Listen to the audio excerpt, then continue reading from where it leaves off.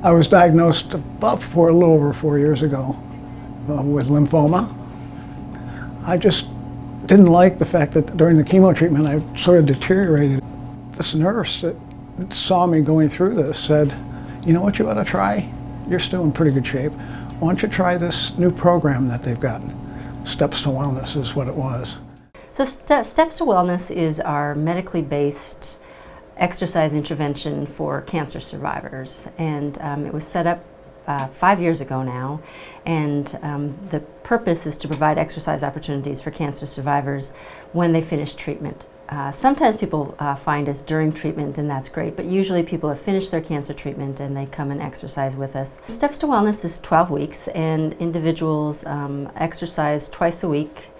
The exercise intervention is a combination of both resistance training and aerobic training.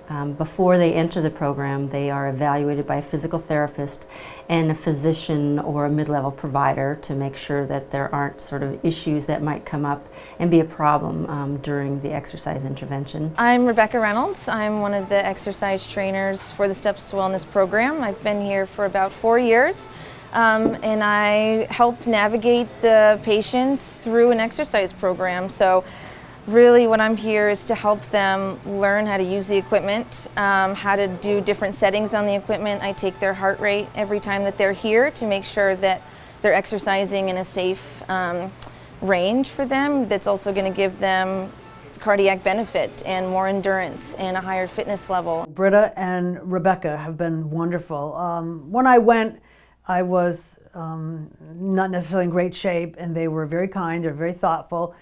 They're both very, very knowledgeable about exercise. They're both in great shape and they work diligently at it. So they walk you through the program, they show you how to do the exercises, they follow up. So they're always looking, they're always making sure you're doing things correctly. If you are doing an exercise incorrectly, they'll come over and say, "Well, try this." Or if you're bored with an exercise, why don't you ramp it up by doing this?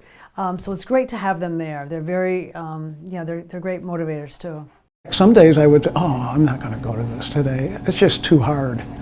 And I would get here, and within about 15 minutes, I'd get exercised a little bit, and for something, I don't know what it is, it makes you feel good while you're doing it. Cancer patients, when they finish treatment, can be pretty beat up, and especially individuals who've had to go through like inpatient chemotherapy to treat acute leukemia. We send them home a lot less functional than when they hit the door of the hospital. I see people coming in that are maybe apprehensive, don't really know what they got signed up for, and they come in to hopefully a welcoming, safe, and believe it or not, fun environment that maybe you could see that there's a sense of camaraderie that really happens. And I think that happens as soon as they walk in the door. So they can be maybe weak in their minds, but they start to learn things that they're actually good at that maybe they didn't know, or how strong they actually are.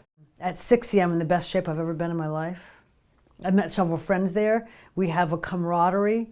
We are all in the same boat. We're all cancer survivors. We have similar situations. We have similar anxieties about going in for another biopsy or another follow-up. It's always nice to have somebody you're friends with that you're talking to as you're exercising, which may not always be a blast, but it sure is fun to have somebody you're talking to and talking about books or whatever it may be. But the social aspect has been instrumental to me too, very helpful.